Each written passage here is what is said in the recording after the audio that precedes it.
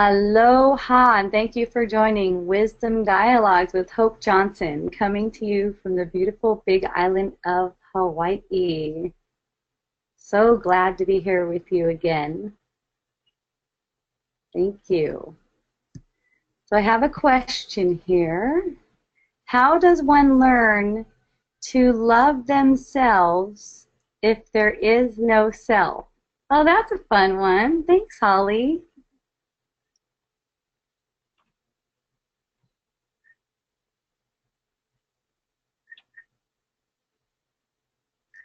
All love is of the self and for the self, the one self, okay? There's no individual ego self. That's a sense. That's only a sense of self, okay? There's no self like that. But if there's judgment for that idea of self, if there's judgment held for that idea of self, it's like an attack. Okay? So when there's willingness to see through the judgment and let the self be exactly as it appears, then that's love. But if there's believing in the judgment, believing in the idea, oh, I'm to this, or I'm to that, or I've got to be this, there's no just acceptance of what the experience of a self is. You know, in the experience of these bodies, we're experiencing an individual self. But it's only an experience of an individual self. That is not who we are. But when we resist against that experience, that's resisting love. And so on the surface, this idea of a self appears to be judged. Okay? It might appear that there is another person saying, you know, you're wrong or you're bad or something like that. But that's always, always, always projected from our own mind. So self-love, it's automatic when it's just noticed that everything we perceive comes out of our own unconscious belief system. And then that's not holding on to blame or feeling vulnerable to anything in the world.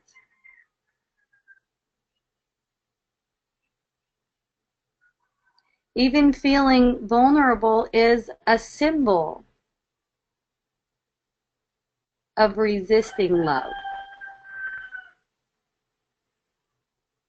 Because we are that.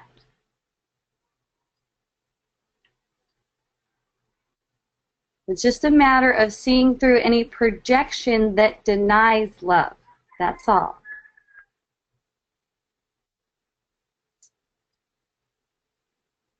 And then that allows love to organize the concepts, to organize our concepts. We're not holding on to them.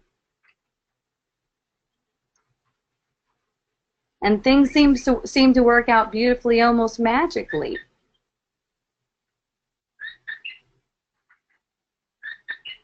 What might seem to be a problem might appear to lead to an even greater solution. Because as the mind is healed, as these perceived problems are experienced in a energy of gratitude, then there's an opening to see whatever it is that makes it appear as a problem in the first place. You know, everything is neutral. There aren't really any problems in the world. It appears so. but there aren't really any appearances that were not created right there in the subconscious mind. And really none of them are real. They're kind of like a cloud. They're kind of like mist. And they could change form so quickly. We've all seen that. You think a situation is a certain way. You know, in my experience, if I see a situation in a certain way that makes me feel upset or worried or concerned, anything that's any form of upset, let's say that, I just allow that. I just allow that upset and recognize that that's symbolic of me sort of as a scared child. You know, it's ignorance. It's just ignorance arising. Any form of upset, when I see it arising in my mind, not pointing at other people and telling them, but when I see any form of upset arise in my own mind, you know, it's immediately recognized that that's a symbol of ignorance. Okay? Not that it's a judgment of any kind. It's just obvious. Because if it feels upset, if it feels uncomfortable, it can't possibly be true. See? It's simple. We could feel whether it's true. I mean, we know at the at the level before all these concepts that we're all one and not vulnerable to anything. Not vulnerable to anything in the world. It's just that all these concepts taught us to act as if. And in acting as if, it's also making the manifestation, making it look like it's true, showing evidence that our beliefs are true. That's the only reason we look vulnerable in the world. That's the only reason we can appear to age, get injured, sick, die, all those kinds of things. Just believing that we are vulnerable to the things in the world as if they didn't come right out of our own subconscious mind. And you know what I notice is in the moment, especially when there's some sort of reaction, like a triggered reaction, a habitual reaction that arises that says, oh no, not this. Oh, not this. It's just that willingness to have compassion right there for what's feeling that. What is feeling that right now? And as that calms down, the way I've seen it is circumstances and people and everything calms down. Any kind of perception of lack, all that just calms down. The perception changes. It is all a perception, and it's totally changeable. It's not set in place. Okay? Anything can happen. So staying open to the limitlessness, that's love. We're not limiting ourselves, you know. And what does it mean to limit? What does it mean to limit yourself? Believing in a thought that says we're limited. Either you're limited or another person's limited or nature's limited. Holly asks, is feeling healing? Okay, that's a good one because I've had a lot going on with this over the past months, you know. I've had friends who have gone, you know, I feel like I've done my duty feeling this thing because I've been feeling it and it feels like shit and I just keep on feeling it. This is a willingness to see what's really true. Okay?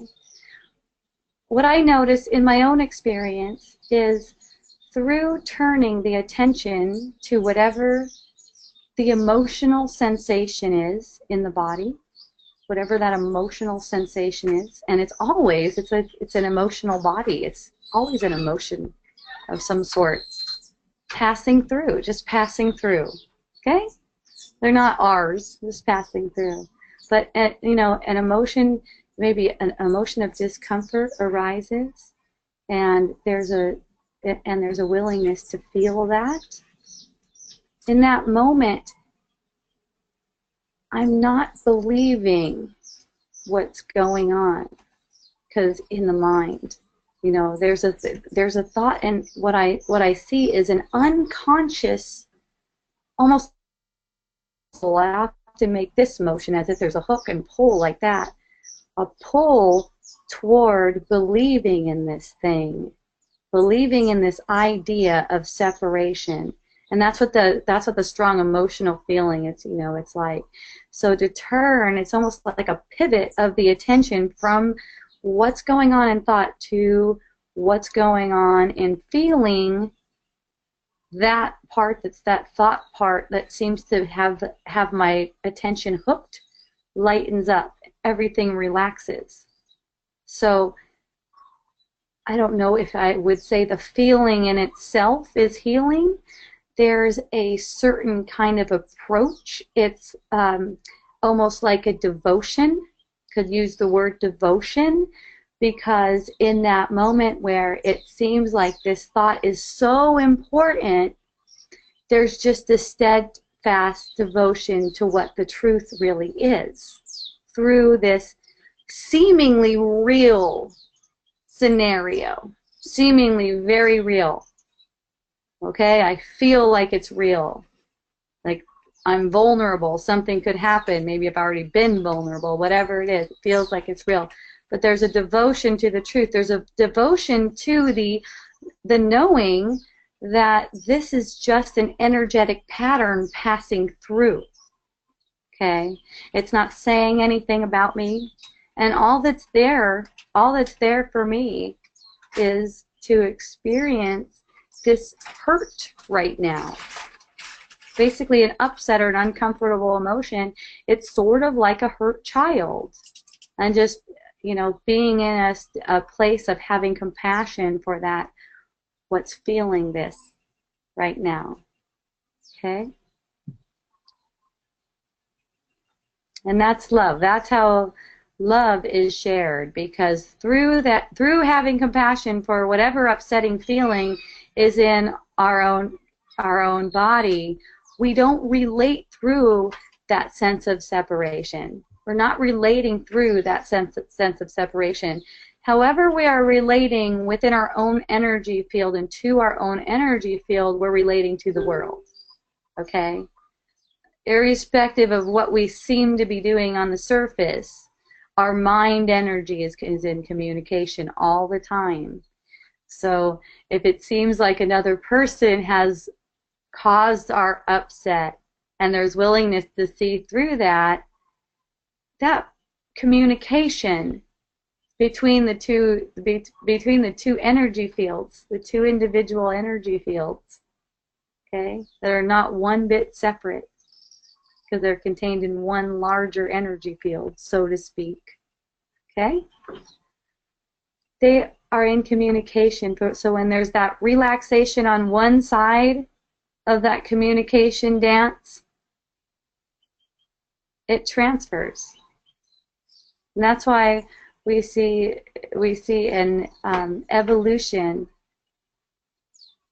of people toward more happiness. Okay? More relaxation too. Thank you too, Scott. So at the moment I don't see any hands. I don't see any additional questions. Oh, I know something fun to talk about. Oh, there's Julia. Maybe I'll talk with her about it. Aloha, Julia. Hi, Hope. Since I caught a gap here between hands and questions, I'll ask a question too. Um, Okay, awesome. yeah, so here's the thing. Hmm. I have been really trying to watch myself and, not blame myself, not blame others, remember what the truth is, right? If it feels uncomfortable, it's not true. Yeah. But I guess I found another way to suffer. You found another way to suffer. Yes. Okay. Well, now the story, the emphasis of the story changed. It's like, mm, I am sorry for this person, and again, I'm talking for my kids. They Right. are suffering. They're not happy, and I can't stand looking at it. I must do something, or else I'm enabling them, and I don't know what to do. And I get desperate. And again, it's all okay during the day, but there's it just like it's something sets me off, and usually it's late at night, Yeah. like when I observe a certain behavior or something, and it sets me off. And when it happens, like after that, some time passed and I realized I've calmed down, and I think it felt like a possession almost. You know? Yeah. It's Yeah. like total Yeah. possession, because in that moment I didn't care about anything. It just like it felt so right to do that. It felt so necessary. I just didn't have any doubt that I needed to uh, be upset, Yeah. to be desperate, to try to do something. Yeah. Yes. It is like a possession. It is. But I But truly, but I you truly always. do, but I also truly do believe that my kid is unhappy because of, you know, not seeing certain things and not being able. I don't know. Like Well, are you I want committed him to to see that he are you could be happier, that things could be better, and that what he's doing is not a happy thing. okay, so are you committed to believing that? Because you don't have to have that belief. I mean, can you see what it's like to can you see what it I would just feel can't like? see how that the kind of life that he has right now, the kind of issues, is could be happy in any way. Could be um, there's just something wrong with it. I just feel that it has to be wrong. Okay, well, if you're committed to there being something wrong with that, then that's just your answer right now.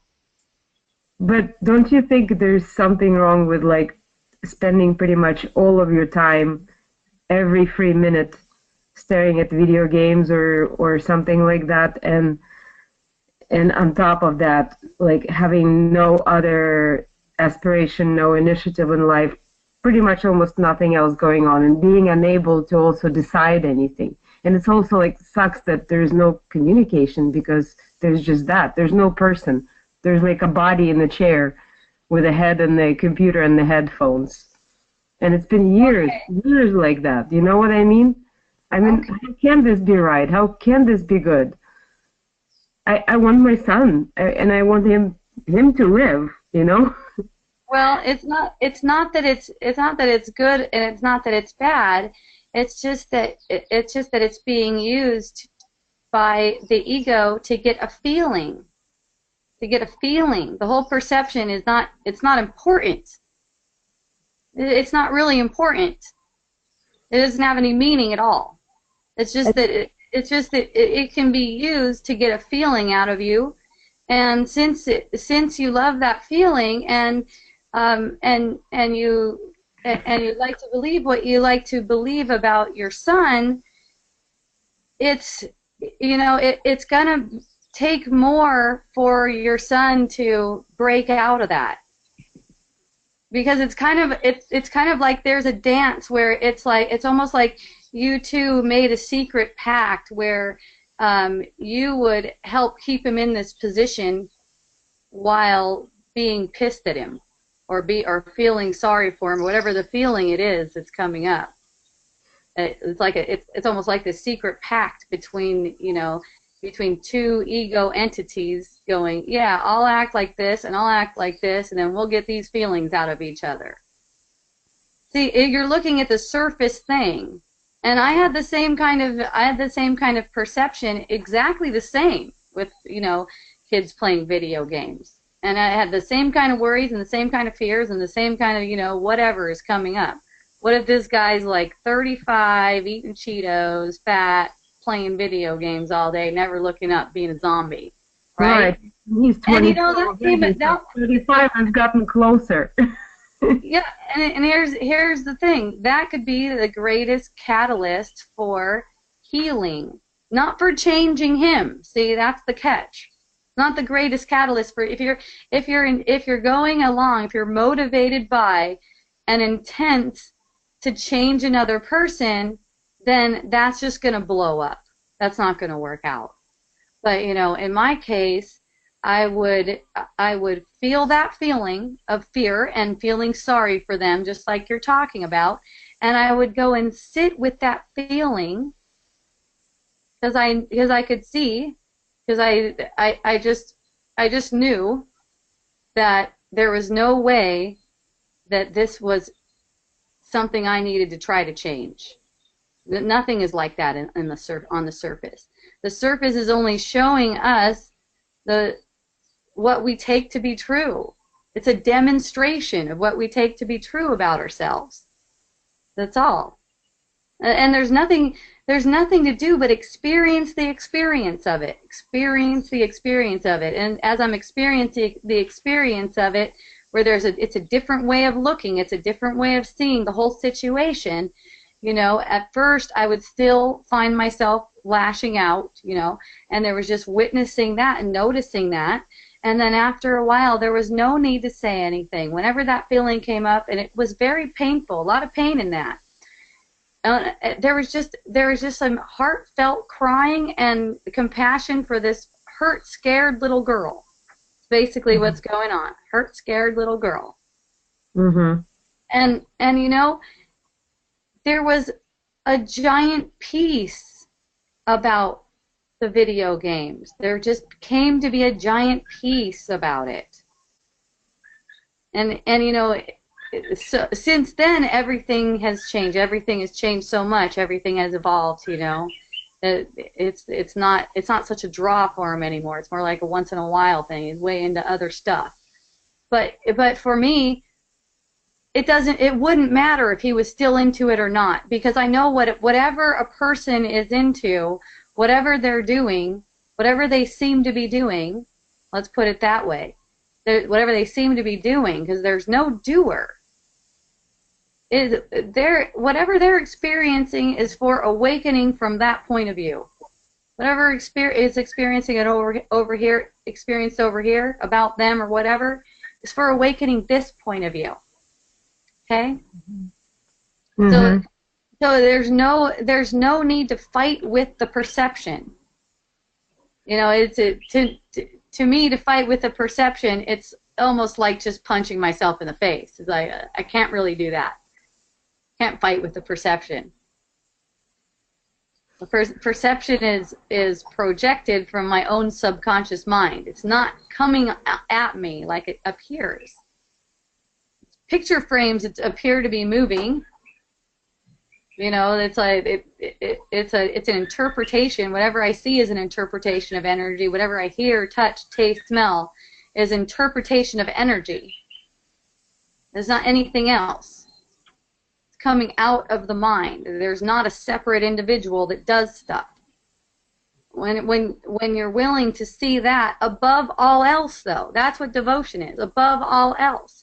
So in the moment that you're choosing to see this as wrong, then there's no devotion there. There's devotion to the ego. There's becoming like a puppet of the ego, and that's why it seems to be like a possession, because that's what it's like. It's like the ego, when it's given all of this power, it can possess the body.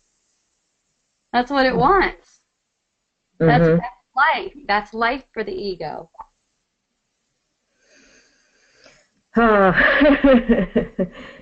There's also the story of enabling. There's the thought comes up, I'm enabling this. I'm allowing this to happen. It's all, wait, Yulia, you can come up with these different things in all different ways, but what I'm saying is it's all the same. Nothing, nothing, nothing. Okay? With my son, I heard the same kind of thoughts too. The same kind of thoughts, enabling, that kind of thing. If you believe it to be true, then it's going to manifest like that in your perception. Your perception is only evidence of what you take to be true. Well, I think that I could do something, that I could like eventually move away, and when he's left to fend off for himself, which this age should be okay, he will be forced to realize that you can't live like this. Why try to predict? Why not just see what happens? Watch it unfold. Let the mystery unfold. Well, it's also because I do have to take action and make decisions soon, in a few months, about where I live, how I live. It's, too long to explain, but there are factors, right? Like my lease is expiring, I'm planning to buy a house, and blah, blah, blah. Other things are, in play there, how and where I'm going to live. And so what about the 22-year-old, And then there's the 20-year-old. And I guess you'll find out. I guess you'll find out. Do I provide the room with a computer again or something, I mean, he's got his own computer, but, you know what I mean. Well, here's the thing. All the choices you seem to make on the surface are not really being made from this level. It's not like that. All the choices you seem to be making are just the past playing out. And it's all an emotional thing. It's all an emotional unfolding. So then there's a question about actions and decisions. I kind of say to people myself how, like you don't really have a choice, even though you think you have a choice. Yeah. But when I'm in the moment of making a choice and a decision, in certain areas of life, I am still contemplating choices with more discomfort, I guess, than necessary. Yeah. If you find yourself contemplating choices with discomfort, basically you're contemplating choices with the ego. That's basically what it means. Mm-hmm. Because there's fear about making the wrong choice. And here's something to see. There cannot ever possibly ever be a wrong choice. I know that. I heard that before. I used to say that there are no mistakes. Yeah. Yeah. Mm. Yeah. Okay, good reminder. I want to go to Hawaii now. Yeah. Yeah. Come to Hawaii. Okay. Okay. Aloha. Aloha. Thank you. Yeah. Love you too. All right.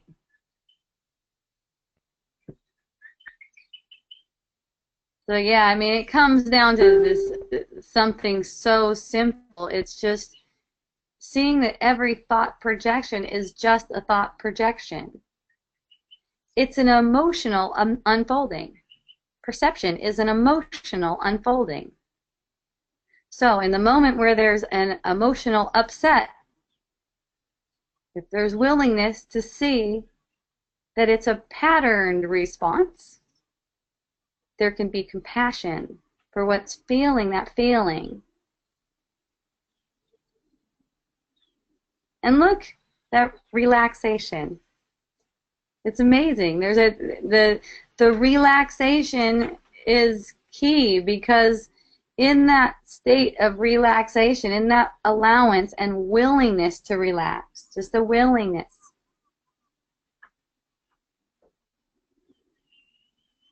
that's how the perception is unfolding now. Isn't that lovely?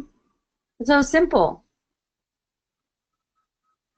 Even though it seems like we make some choices, we make decisions, we choose what to say and all that kind of stuff, that's not possible. It's an emotional unfolding. So in the moment, where there's willingness to relax, there's an openness, it'll be given.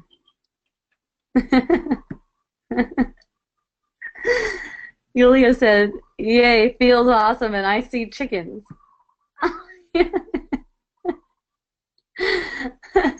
There's chickens back there? Yay. All right, so I don't see any hands at the moment. Anyone else would like to talk with me, please raise your hand, or if you have any questions.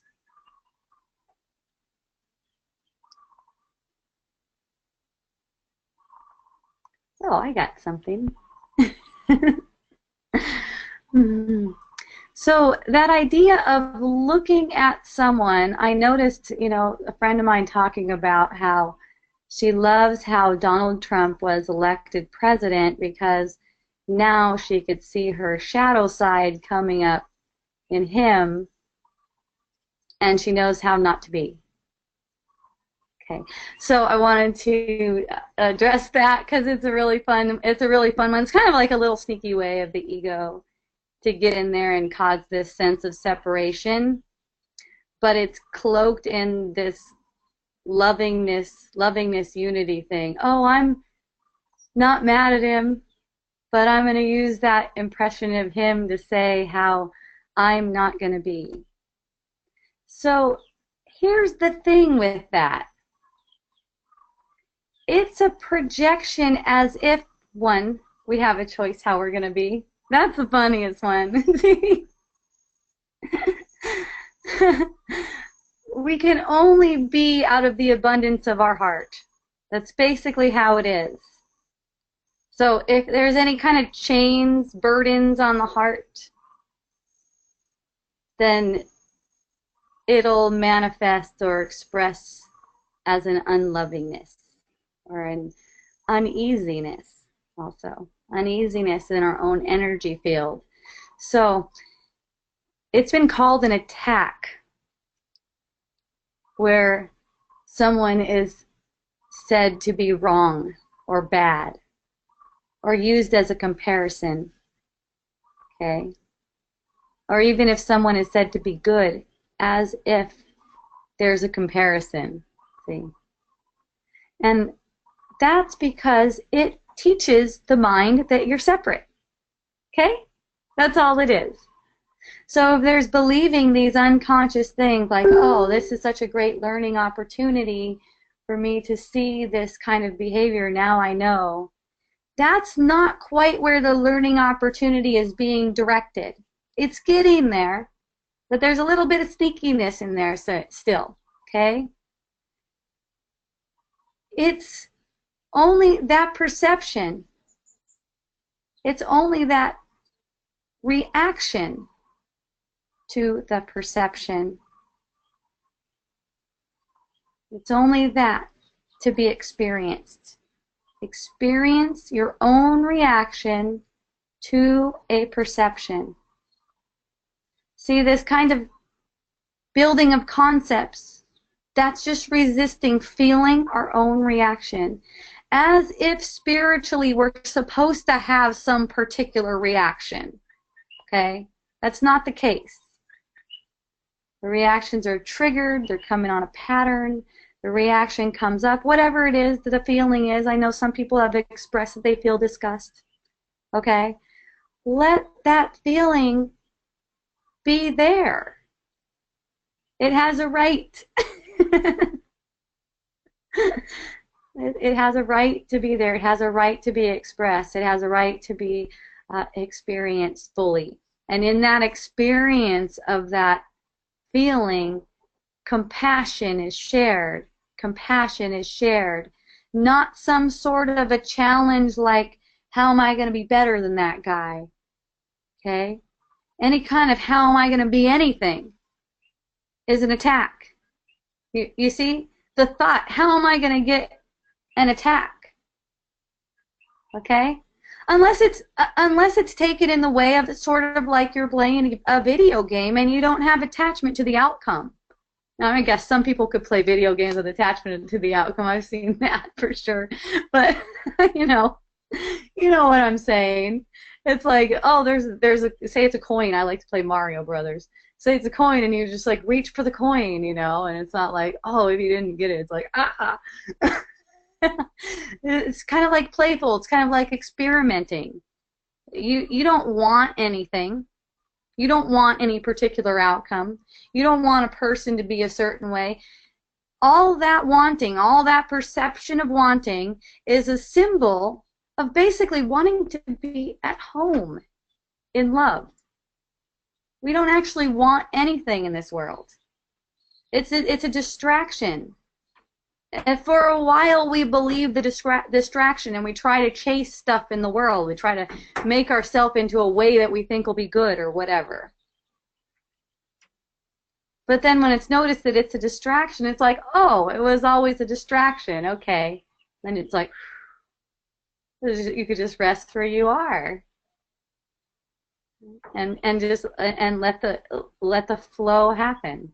Let the flow of energies move through. Any kind of stagnation, any kind of tension, anything like that, it's all the same. Okay? Any kind of illness, it's just like a thought. It's just a thought projection. It's just an attack. Okay? It's just an attack. It's part of the show.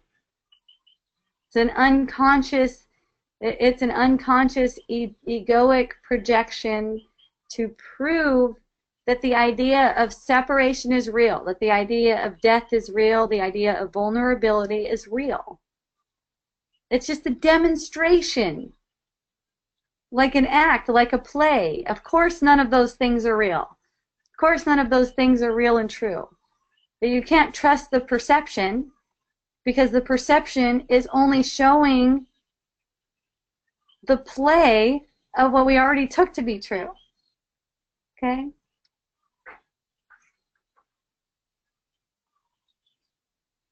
Thank you. I appreciate you being here. I love you.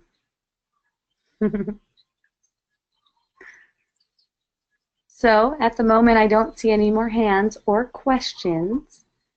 So, let's see.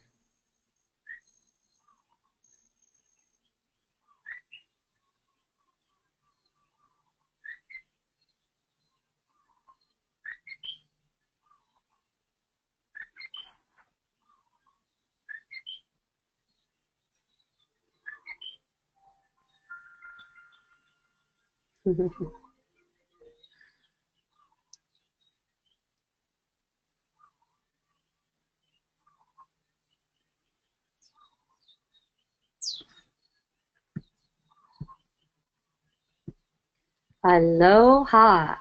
Aloha. I guess so. There's another gap. All right, there you are. And I'm here. Built in. Yeah, I wasn't like necessarily thinking about anything in particular right now, but then something came up. Maybe you could talk some more about health. And it's just really difficult to get over the thought that I don't need to do anything about the health, like not go to the doctor if I have an issue. I kind of want to allow myself to do that, even though I always had this belief that, somehow things can heal on their own, and they do. But sometimes I feel like if I really want to, I'm gonna go. Okay, so there's some confusion about what it means to not be the doer. Right. To not be the doer doesn't mean that you don't go to the doctor, or you do go to the doctor. It doesn't matter. Yeah. And then I get this feeling like, wait, I'm going to the doctor. That means I'm like not true to my own idea, but I want to, that kind of thing. Well, yeah, that's just chitter chatter. That's just more thought. I see. I guess that's a pretty short and simple answer. Yeah, it's just really simple. It doesn't mean anything if you find yourself going to the doctor or not, because that's just part of the play. It's only in your believing, number one, that a doctor has a cure for you, for what ails you. Okay? That is like magic in a dream. Or they can see, they can diagnose or something, Right. Yes, that is that, and you know what? What's the purpose of diagnosing so that you can so that you can find out how to fix it? Yeah, it's all, and there's nothing wrong with it. Let me just make that point really clear that there's nothing wrong with actually like finding yourself getting in your car and going to the doctor and having a doctor appointment. It's only in the approach, like the belief, the projected beliefs, as if this is really can be caused by something in your body. Like this uncomfort can really be caused by something in your body. You know, the body's neutral. So the body is just a projection of an unconscious mind. Okay, it's totally neutral. It's not doing anything. It's not causing anything. So it's like a doctor's looking to the body to find out a reason why it's acting like this, and then pretend to find a reason. Maybe not pretending on the surface, but definitely pretending to find a reason for it. Okay, and then trick the mind into thinking that it's been cured. It's kind of like magic in a dream. Okay, that there hasn't really been a cure, but a cover-up, an illusion traded for another illusion. Again, to be clear, there's not a problem with that. It's just a matter of noticing what's going on. Doesn't mean don't go to the doctor. It doesn't mean you're less spiritual if you go to the doctor.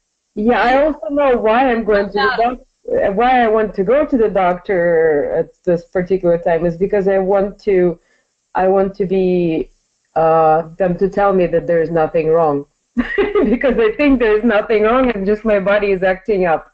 But I kind of want that, the stamp.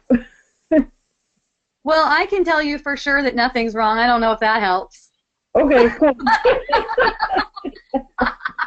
I don't have a doctor PhD thingy after my name, but I can tell you for sure that nothing is wrong. Mhm. Yeah. Okay. Maybe I'm gonna put myself through something to know that for sure. Yeah, and see that's the thing. It's you know that nothing is wrong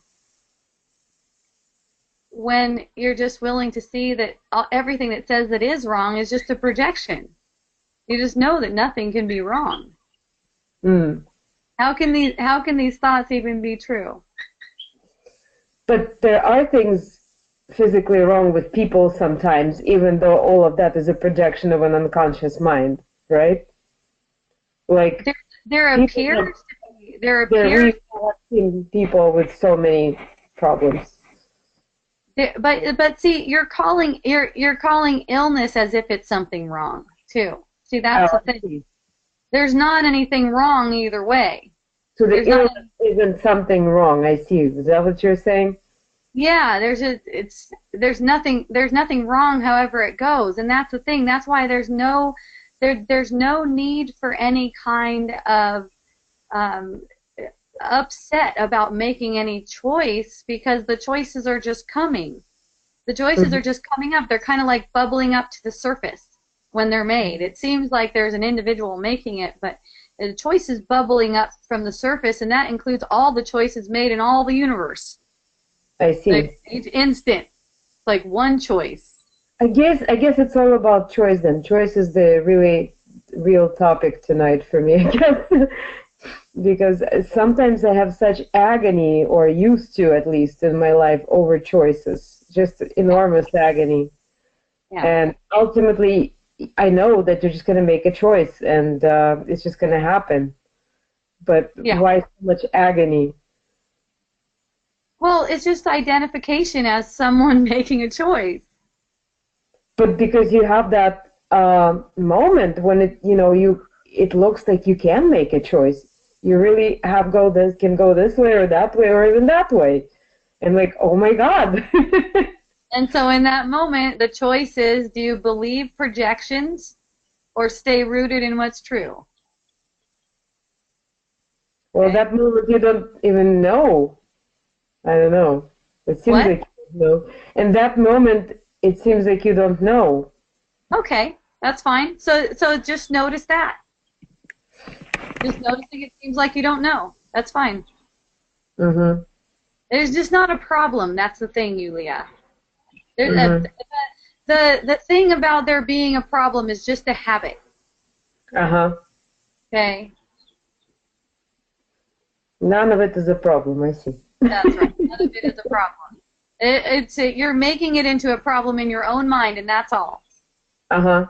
You have dominion over the world. That's what is not is not understood. It seems like there's all these people running around doing the wrong thing and stuff, and it's like, man, it's all in the perception.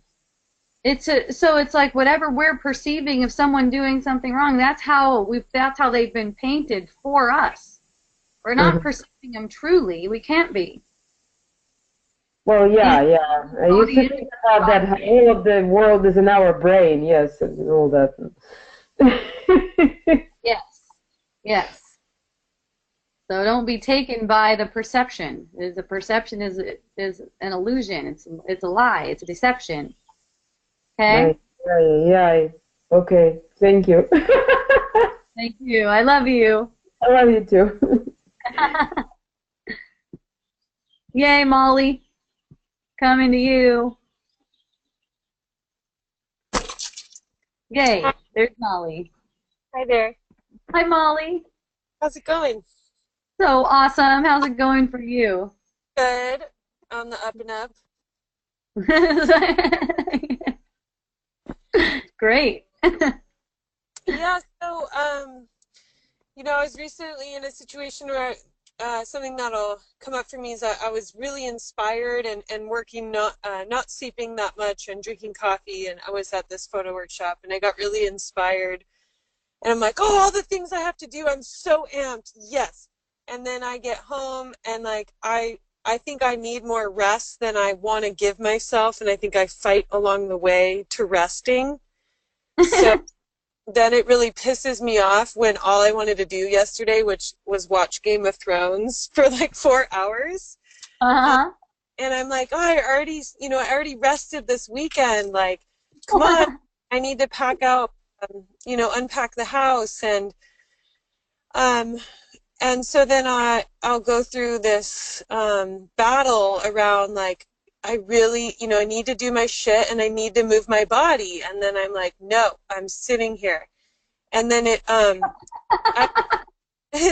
I was snacking. I realized later, like, I wasn't even eating that much, but this huge thing came up for me around being fat well, it was a time I realized what was happening was I was reliving an adolescence time when I would skip school to watch TV and eat all day.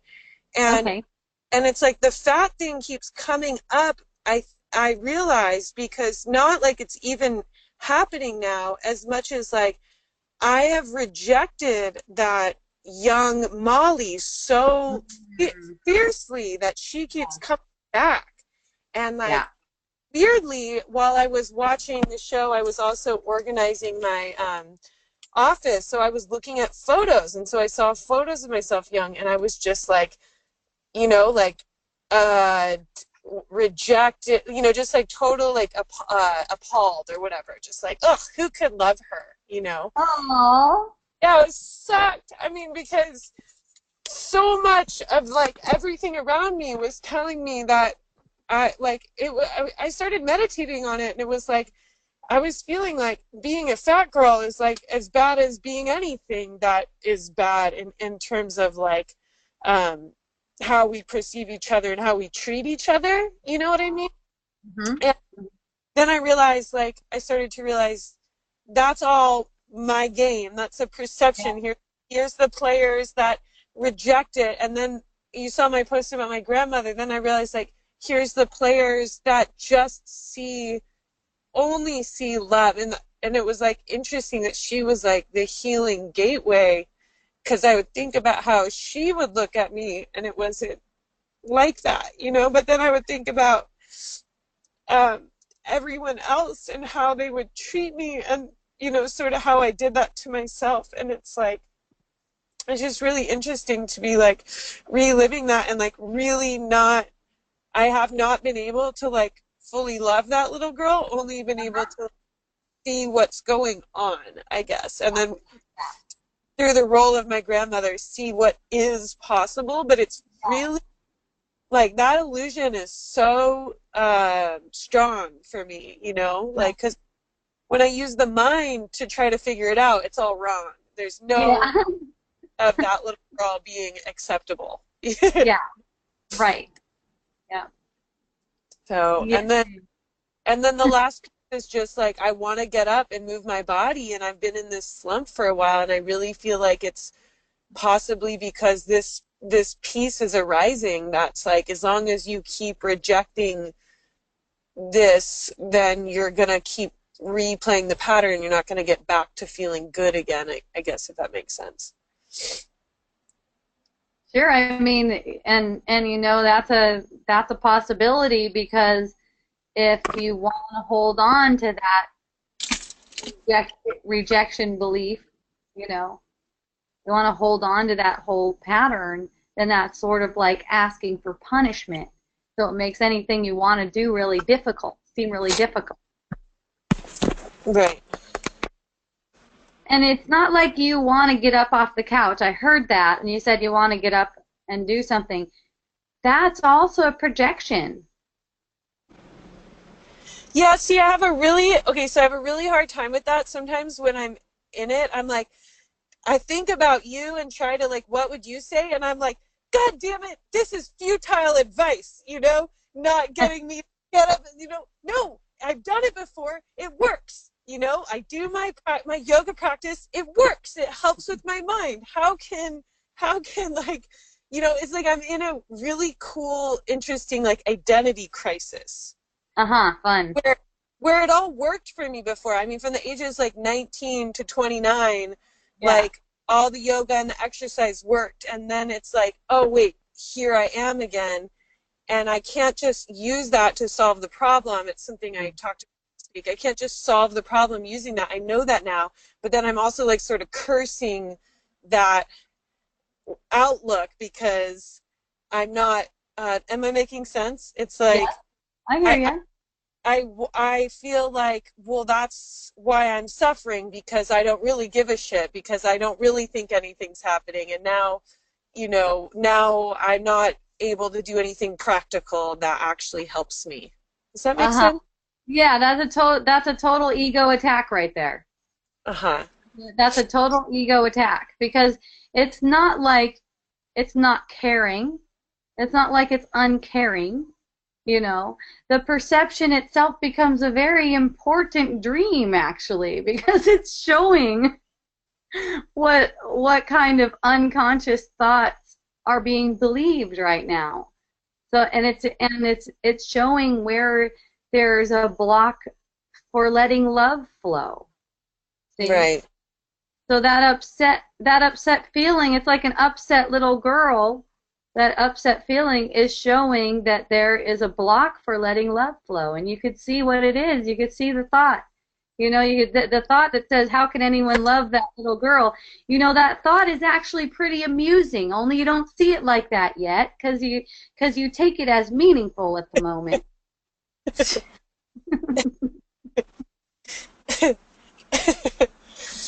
Oh, that's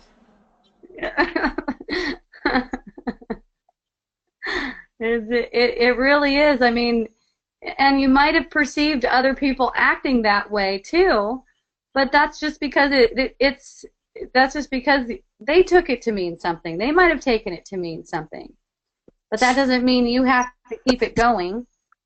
So see that's such a clever ego hook right there. It's so dramatic. You know, you see the picture, and it's like, oh, the thought is, oh, how could anyone love her? That's just so dramatic. It's funny. It's like, oh, good one. Neurotic is a perfect word for it, and if I can see, like, the people in my life who had an issue with it, they were going through neuroses. Like, I can see that, and the people who looked at me with eyes of love, like, that, just, you can see the different, you know, I don't know, you can see the choice, basically, and I can see how it's not personal. It's about an ability to see with the eyes of love, or the Yeah. inability, you know, Uh-huh. or the clouding, Yeah. the personal that projects something onto someone else. Yeah, sure, sure. And you know, it's like someone told me a few weeks ago that the Buddha called it skillful. Skillful or unskillful, basically. Right. You know, that makes a lot of sense. So then you really can't fault anyone for having perceived in that way. Do you see? Oh yeah. No, yeah, Yeah, totally. it's like, yeah, they're all off the hook because it's not like you can fault anyone for basically being unskillful. And the way it works, you've heard people say you're always doing your best and stuff like that. You're always doing your best. It's like, as skillful as you can be, you're gonna be, because that's what feels good. So it's like, yeah, everyone is actually doing the best they can. Yeah. See, they're either suffering or not. Suffering or not. Well, Basically, suffering is skillful. and I recognize that there's no one to blame because they are me. They're like characters in my story.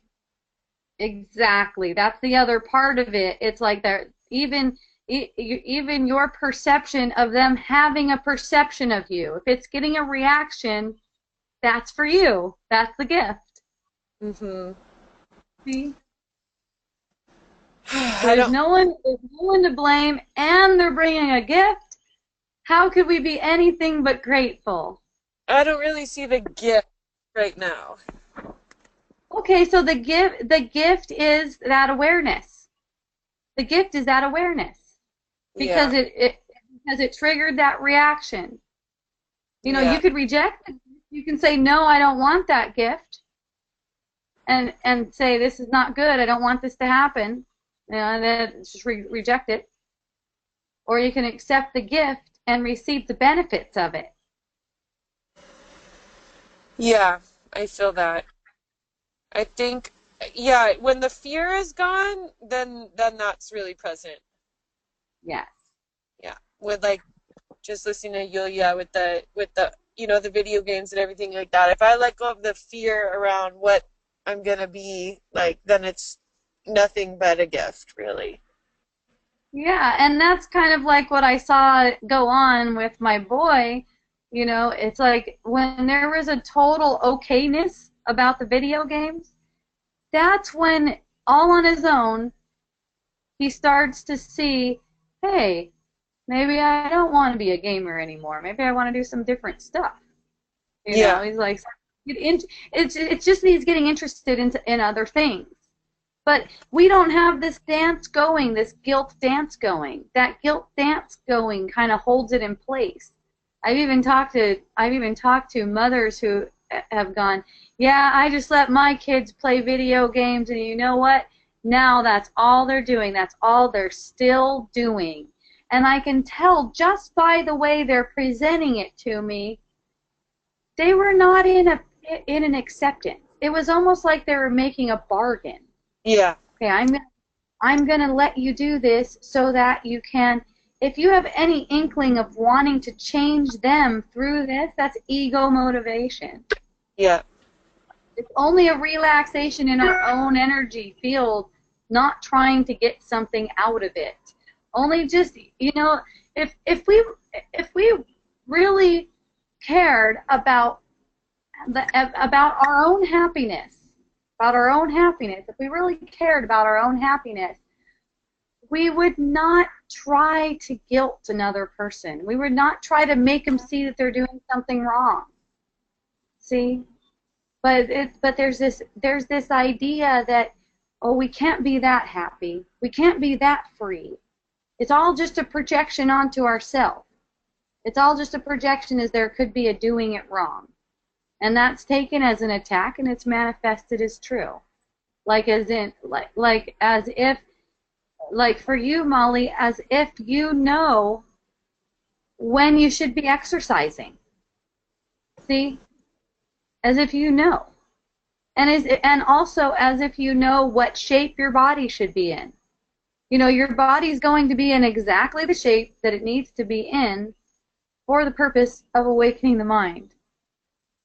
And here's the thing, as there's a sense of relaxation, the body automatically, it's going to express and health. It's going to express health. It's not that it won't have some things here and there which are also projections of the unconscious mind, but overall, the body projects health without having to effort it, as in try to get our own health, as if our health comes from anything other than love.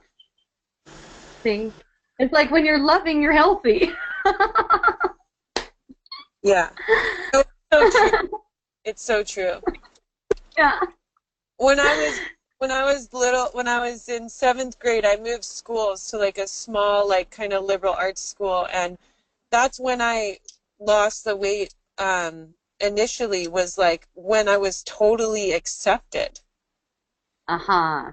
And then I did that, okay, I'm gonna go on a diet, blah blah blah. I'm gonna do this and that, and like I did the things that like seemed to work, but it really was finally when I was accepted for who I was.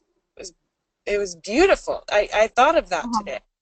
So I just think that's a tribute of, and I was actually, I had an experience once. I was like in a kind of a visionary state, and I was looking down at my body, and I was like, ugh.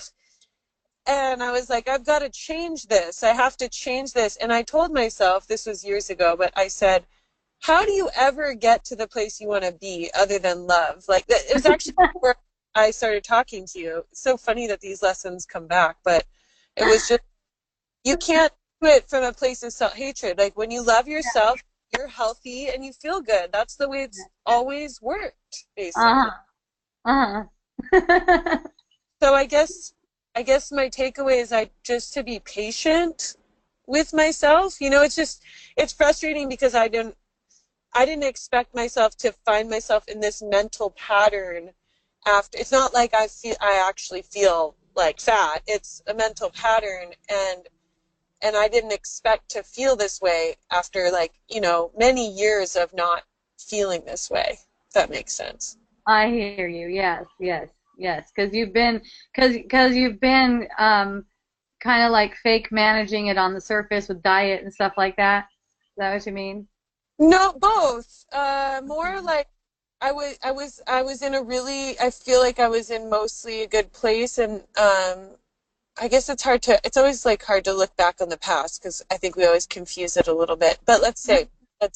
No, I genuinely like got really into yoga, and I was like really into my practice and really into my health food, and something happened recently where yoga, it stopped being fun for me because there was so much pressure. Yeah. Yeah, a lot of this stuff stopped being fun because there's so much, like, I guess there was a lot. I guess I did it like just naturally. It felt good, and then I guess the ego attached itself to it.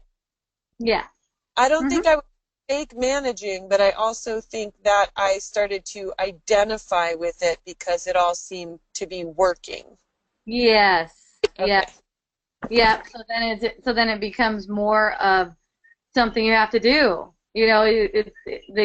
These thought projections come all day. Oh, thank goodness I have yoga. I've seen this cycle go on in me many times, Molly.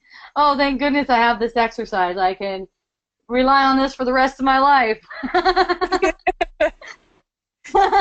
and then it becomes, oh, I have to have this. Oh my God, if I don't have this, I'm gonna be bitchy. Right. So yeah, I've seen the cycle go over, like that over and over again. And, for me, what I notice is I just don't have to have any kind of regimen. Not that I would be against the regimen if that came up, but I notice I haven't been having one, and just feeling whatever it is that feels good, and a lot of the time it's laying in the sun these days. That's great. But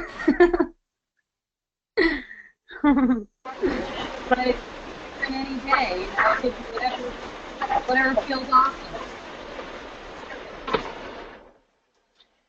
Yeah, I guess that's the piece I'm really struggling with. Well, Yeah. look at this. Even every struggle that appears to be a struggle is only appearing in your consciousness. It's only arising in your consciousness. So that's why, someone asked me yesterday, do you ever see yourself as going backwards? And I say no, no. It's not like that, because every projection is a projection. Every projection is just that, a projection. Okay, so it's not like there's someone struggling. That is also a projection that there's someone struggling. You're only watching this thing happen on the surface. As soon as you identify as one who's struggling, then it's like you're adding belief into it and making yourself into something that's not the immaculate self. Yeah, I think that's where the great ego hook comes in, is in identifying with the one who's struggling. Yeah. That is when it really all locks in pretty tight. Yes, for sure. I mean, this struggling thing is also a projection. It's looking for belief. Okay? All there is an experience of struggling. There's an experience of struggling, but no one's struggling. There's only an experience of struggling. If you're willing to experience the experience of struggling, and you feel so willing to experience the experience when you know it's really not you struggling. You're actually just experiencing this. Then there's so much compassion for that little girl who's kind of like crying out, There's so much compassion that's allowed in right there. Thank you. Yeah, thank you too, Molly. I love you. I love you too. Okay, aloha. Aloha. Yay, everyone. Okay. So it looks like we might be done, but if someone wants to raise their hand or ask a question, I'm open to that. As always, I love you and I appreciate you so, so much. And if you feel like you would like to support Wisdom Dialogues, you're welcome to check out our website, miraclebotanicals.com. We have such beautiful essential oils, and we're very happy to share them with everyone. We also have a lot of information about essential oils and a free ebook in case you don't know how to use them.